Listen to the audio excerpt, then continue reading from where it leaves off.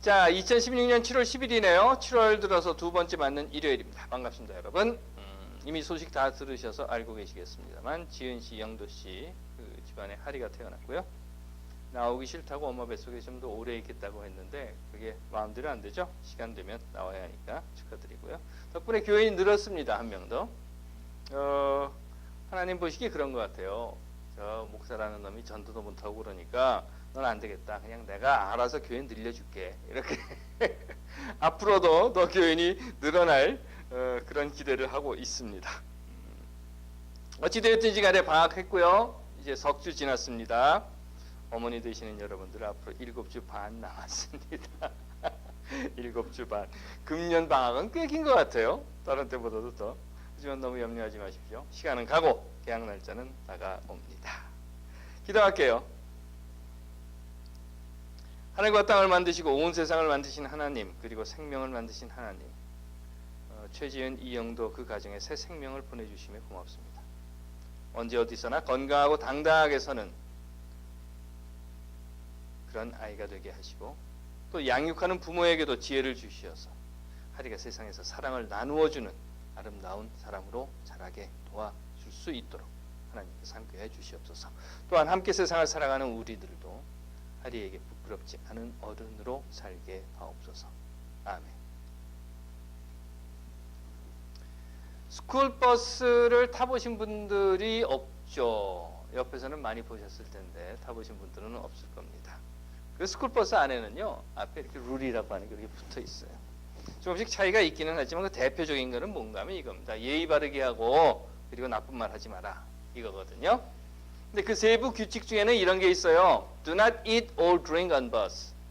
이런 게 있고요. Stay in your seat. 아이들이 뭐 여기저기 돌아다니고 그러니까. 또 keep head, hands and feet inside bus. 이렇게 되어 있습니다.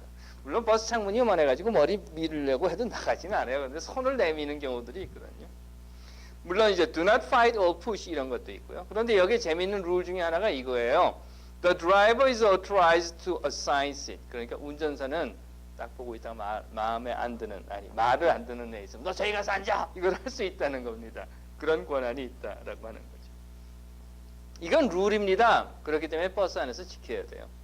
만약 이 규칙을 따르지 않으면 학교에다 리포트하는 겁니다. 종이들 적어가지고 학교에다 갖다 주는 거예요. 그런가 하면 권고사항이라고 하는 것도 있어요. 제가 처음 미국에 와서 잉그램 하우스라고 하는 곳에서 수련회 관리 시설을 했었습니다. 근데 그곳에는요, 각 방마다 권고사항이 이렇게 붙어 있는 겁니다. 이건 규칙은 아니에요. require도 아니고. 그런데 예를 들면 이런 거예요. 방에서 나갈 때는 불을 꺼주십시오. 침대를 사용한 후에는 베개 카바와 침대 카바를 벗겨서 한쪽 옆에 놔주십시오. 이런 거죠. 주방을 사용하고 난 후에는 설거지를 해주시고 뭐 이런 것들인데요. 이건 지켜주면 좋고 안 지켜주면 어쩔 수 없고 그런 겁니다. 세상에서 우리들은 이런 규칙, 권고사항 이런 것들 안에 살아갑니다. 그래서 어떤 것은 지켜도 되고 어떤 것은 안 지켜도 되지만 또 어떤 것은 안 지키면 제재를 받게 되죠. 그러다 보니까 결국 세상을 살아가는 모든 사람들은요, 자기들이 살고 있는 그 장소가 있지 않습니까? 그것으로부터 또는 내가 맡은 역할이 있어요. 그 사회에서 나는 누구인가라고 하는 그 역할로부터 또는 소속된 곳의 구성원으로부터 아니 구성원의라고 하는 것으로 인해서 자기의 역할을 만족시키기 위한 권고사항이라든가 규칙이라든가 이런 것들의 요구를 받으며 삽니다. 미국이라고 하는 사회에 살고 있는 우리들은 그렇기 때문에 미국이라고 하는 사회가 요구하는 권고사항 또는 규칙 그 안에 살고 있는 거죠. 부모는 부모로서, 자녀는 자녀로서, 학생은 학생으로서, 또 웨이터나 웨이트레스는 웨이터나 웨이트레스로서, 또는 자동차 정비공은 자동차 정비공으로서 그 역할에 따른 요구를 받고 사는 겁니다. 여러분들 다 경험을 하셨겠습니다만 처음 미국 와가지고 식당에 가서 음식 먹을 때 불편했던 것이 있었어요. 그건 뭔가 하면 이런 겁니다. 웨이터나 웨이트레스들이 자꾸 와서 물어보는 거예요. 한참 먹고 있는데 와 지금은 뭐 필요한 거 있냐, 뭐 음식이 맛이 있냐 없냐, 뭐 물 더 갖다 줄까 이러고 물어봅니다. 처음에는요 공포였어요. 저기서 웨이터가 나를 향해서 탁 오면 입안에 들어있는 거 꿀꺽꿀꺽 생기고 그리고 이제 딱 대기하고 있는 거예요. 하지만 자꾸 와서 밥 먹는데 귀찮게 말 시키는 것이 그들에게 있어서는 손님을 만족시키기 위한, 즉 손님에게 봉사하기 위해서 요구되는 조건이라는 겁니다. 그렇다면 말이죠, 하나님을 믿는 사람이라, 물론 하나님, 성서가 나타내고 있는 하나님의 존재를 믿지 않는다라고 하면 뭐 이래라 저래라 할 이야기 없을 겁니다. 하지만 하나님을 믿는다고 고백하는 사람이라면 최소한 이 정도의 요구는 만족시킬 수 있어야 한다. 아니, 이런 요구는 받고 있다라고 하는 것을 우리가 알아야 할 거예요. 이집트를 탈출한 이스라엘 사람들이 있습니다. 히브리 백성들이죠. 출애굽한 사람들. 성서는 뭐 그럴듯하게 멋지게 용감한 이스라엘 사람들이 그 못된 이집트 사람들을 혼내주고 극적으로 이집트를 탈출해서 홍해바다를 건넌 뭐 이런 이야기로 나옵니다. 하지만 사실 이 이스라엘 사람들은요, 그렇게 용감하지도 못했고 멋지지도 못했고 잘난 것도 없는 오합지졸들이었습니다. 오히려 맨날 투덜거리고 불평하고 못된 짓만 골라서 하죠. 잠시만 저들끼리 놔두면 금세 하나님의 말씀은 물론이고 하나님께서 보여주시고 먹여주시고 입혀주신 것까지도 싹 잊어버리는 그런 민족이었습니다. 아시는 것처럼 원래 자기 할 일 제대로 하는 사람 치고 문제 일으키는 사람 없어요. 문제 일으키는 것은요, 자기 할 일을 제대로 못하는 사람들이, 즉 딴짓하면서 일어나는 겁니다. 아시죠? 제대로 사업하는 사람들은요, 딴짓 안 해요. 사업 제대로 못하는 사람들이 분식, 회계, 순환, 출자에, 공금, 유형에, 뭐 배임에, 횡령에 이런 거에 걸리고 그러는 겁니다. 이스라엘 민족들도 마찬가지였어요. 그러니 그런 민족에게 하나님께서 뭘 요구하실 수 있었겠습니까? 그래서는 더 많은 복잡한 것들을 아이들에게 가르치려고 하면 아이들이 못 알아듣는다라고 하는 아주 기본적인 개념에서 이들에게, 이 이스라엘 백성들에게 하나님께서는 하나님을 믿는 사람으로서 해야 할 요구 조건을 알려주신 겁니다. 하나님 생각에 최선의 방법을 알려주신 거예요. 그게 무엇이었죠? 맞습니다. 십계명이라고 하는 거예요. 첫째, 둘째, 셋째 꼭 집어서 요렇게 복잡하게 이야기해주면 헷갈리니까 아주 딱딱 잘라서 이야기해준 겁니다. 결국 하나님께서는 이 십계명을 통해서 신앙의 본질을 알려주시고 이걸 지킬 것을 요구를 하신 거예요. 야 얘들아, 이게 기본이다. 이게 기본인 거야, 기본. 그러니 다른 거 말 내가 아무리 해봐야 니네 못 알아듣지, 그냥 요것만이라도 해라 라고 하나님께서 요구하신 겁니다. 운전면허 시험 보면 16개 중에 12개는 맞아야 되는 거예요. 이게 기본인 거예요. 12개만 맞으면 그러면 기본은 됐다 그리고 합격시켜주는 겁니다. 그래서 10계명을 줍니다. 그리고 이렇게 이야기하는 거죠. 나를 믿느냐? 그러면 이 계명만이라도 지켜라. 그게 이스라엘 백성들에게, 이집트로부터 탈출한 히브리 민족들에게 하나님께서 요구하신 사항이었다는 겁니다. 우리 다 옷을 입고 있지 않습니까? 이 옷을 입는 목적이 뭡니까? 성서에 보면 이런 이야기가 나와요. 아담과 하와가 부끄러워서 나무잎으로 가렸다. 근데 해가 뜨니까 어떻게 돼요? 나무잎이 또르륵 말려가지고 다 보인단 말이에요. 그래서 하나님께서 그들에게 가죽 옷을 해 입히셨다. 이런 이야기입니다. 옷이라고 하는 건 뭡니까? 몸을 보호하기 위해서 만들어 입은 거예요. 그런데 입고 다니다가 보니까 누군가 이 옷 한쪽 옆에다가 술을 탁 놨어요. 수 놓은 거 보니까 이뻐 보이거든. 쟤는 한쪽 놨구나. 나는 두 쪽 놔야지. 양쪽에다가 놓습니다.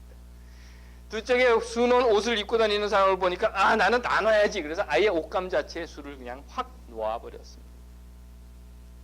그러다 보니까요, 마침내 옷이라고 하는 것이 옷의 고유 기능으로부터 벗어나서는 지위나 재물의 많고 적음 또는 직업, 신분 등을 나타내는 도구로 사용되게 되었다는 겁니다. 한 복식사 연구 자료에 보니까요, 16세기 프랑스 왕비는요, 입는 것, 걸치는 것을 다 해서 한 160가지 정도가 되었다고 해요. 그러니 그걸 어떻게 입고 걸치고 걸어 다녔는지 모르겠습니다. 역사학자들은요, 징기스칸이 유럽을 무너뜨릴 수 있었던 것은 유럽인들이 입고 있었던 갑옷 때문이다 라는 이야기를 하기도 합니다.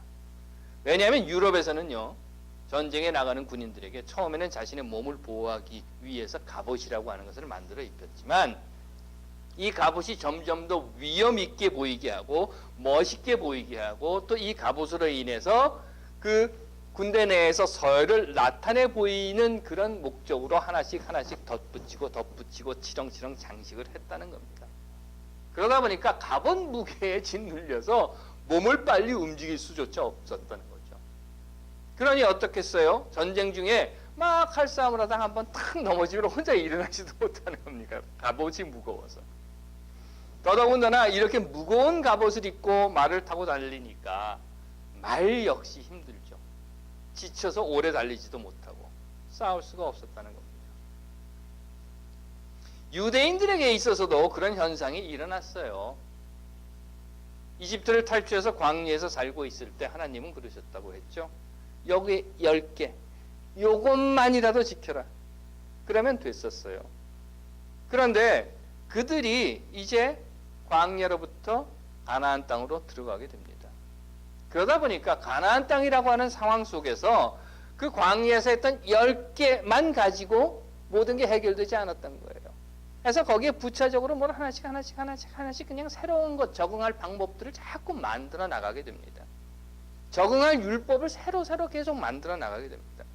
그러다 보니까 율법학자라는 이름으로 너도 나도 생각나는 대로 필요하다고 생각하는 건 무조건 다 율법조항을 하나씩 만들어서 마구 집어넣고 끼워 넣은 겁니다. 요세푸스 역사학자에 따르면요, 예수 당시에는 율법이 한 600여 개 조항이 됐다고 해요. 10개의 10계명이 이제 600개가 된 겁니다. 10계명이 전부가 아니라 10계명이 기본이었던 거죠. 10계명이 사람을 살리기 위한 기본이었던 거죠. 사람을 살리기 위해서 10계명을 만들어 준 겁니다. 생명을 위해서 10계명을 준 겁니다. 그런데 그 목적은 어디론가 쓱 사라져버리고 이제는 율법만 남은 거예요. 율법을 위한 율법을 만들게 되는 겁니다. 그래서 예수는 이렇게 이야기하는 거예요. 예수의 요구는 뭔가 하면 율법과 형식으로 인해서 변질되어 버린 참 하나님의 명령, 그것으로 돌아가라 라고 하는 겁니다. 그게 뭡니까? 사랑이라고 하는 거예요.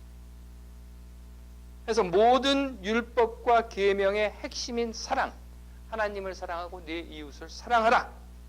율법도 사랑을 위해서 있는 것이고 계명도 사랑을 위해서 있는 것이고 우리가 베풀고 나누고 하는 것도 역시 사랑을 위한 것이고 우리가 아픈 자를 가서 치료해주고 감옥에 갇힌 자를 돌보아주는 것도 사랑을 위한 것이고 고통받는 자와 함께 울고 기쁜 일에 함께 웃는 것도 사랑을 위해서 하는 것이고 또한 자유와 정의를 외치고 평등을 위해서 싸우는 것 역시 사랑을 하기 때문이라는 겁니다.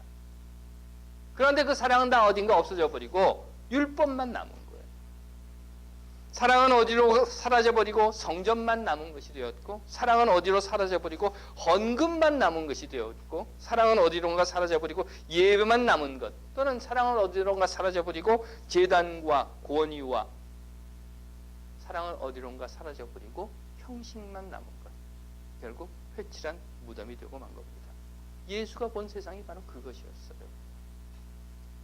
그래서 예수는 하나님의 계명을 형식이 아닌 진실로 지킬 것을 요구합니다. 그것이 무엇입니까? 이미 말씀드린 바로 그 내용이에요. 원래대로 돌아가라. 처음 하나님께서 너희들에게 준 것이 무엇이냐? 근본으로 돌아가자. 첫째는 이것이니 하나님을 사랑하는 것.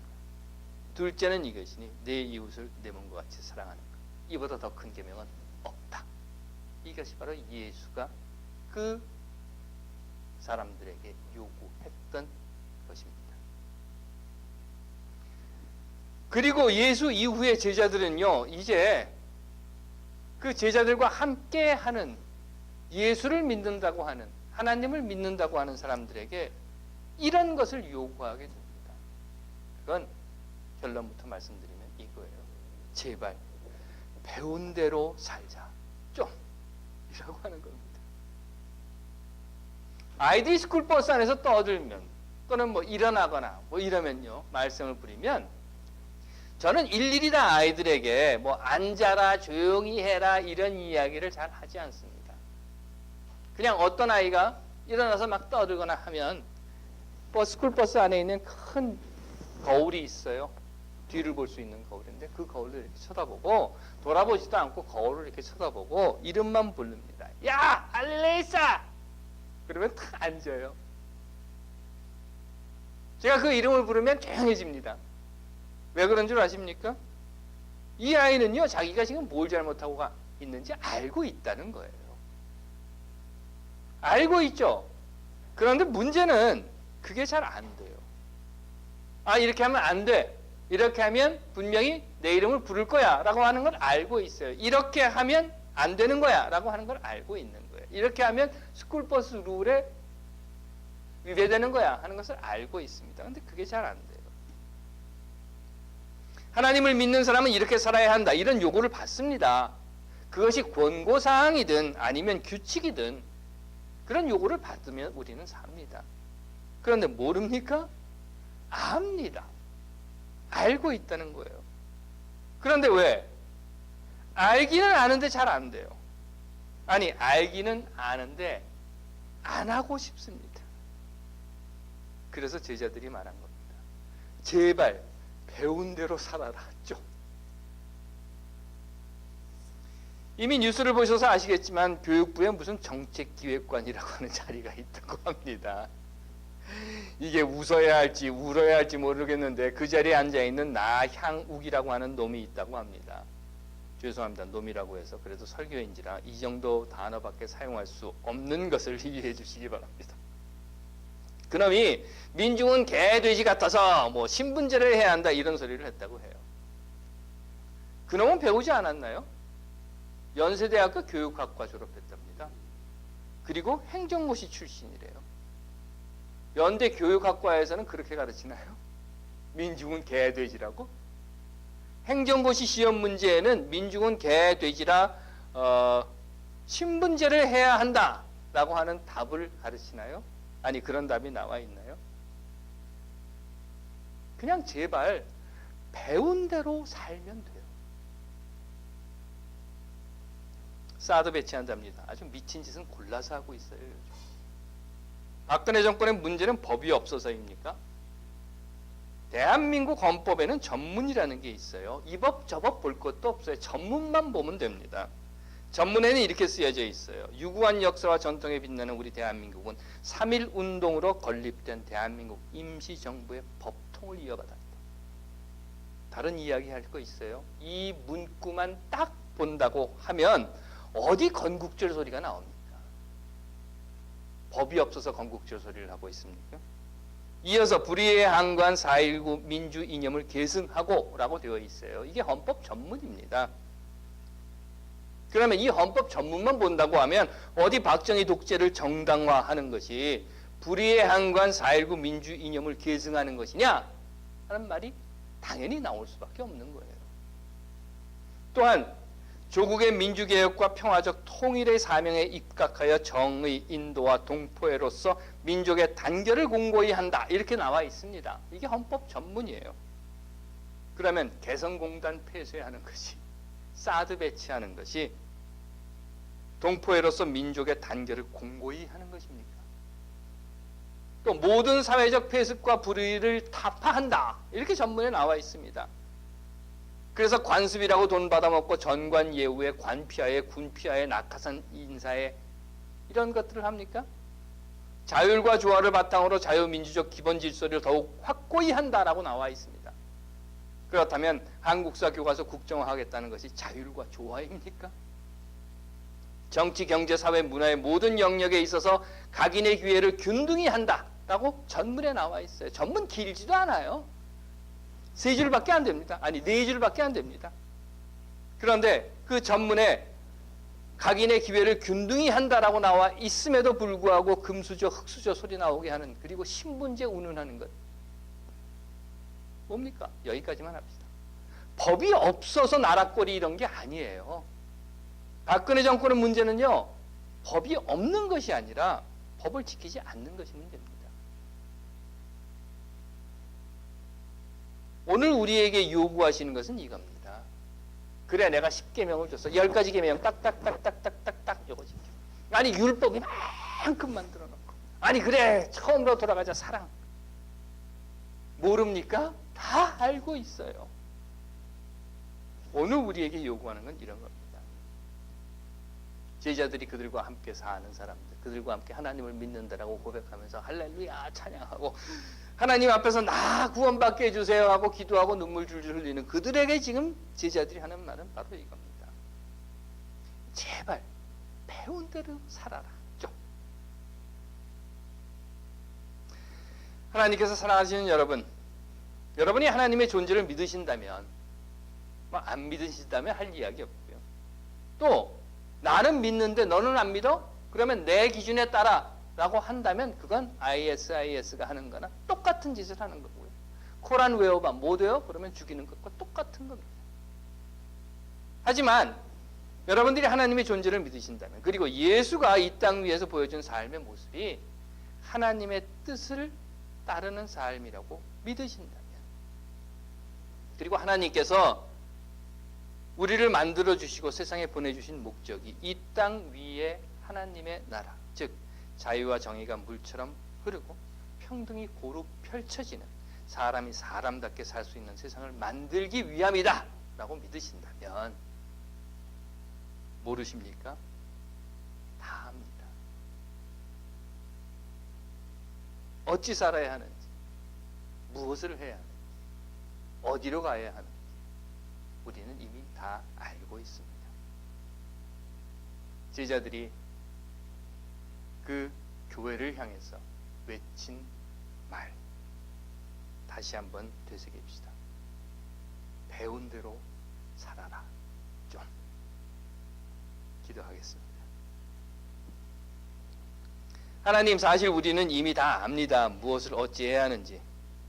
그런데 잊어버려서, 관심이 없어서, 때로는 힘들어서, 때로는 두려워서 아는 대로 배운 대로 살지 못하고 있습니다. 하오니 하나님, 이제는 가르쳐 주신 대로, 알고 있는 대로, 배운 대로 살 수 있도록 우리에게 힘도 용기도 지혜도 더하여 주시옵소서. 아멘.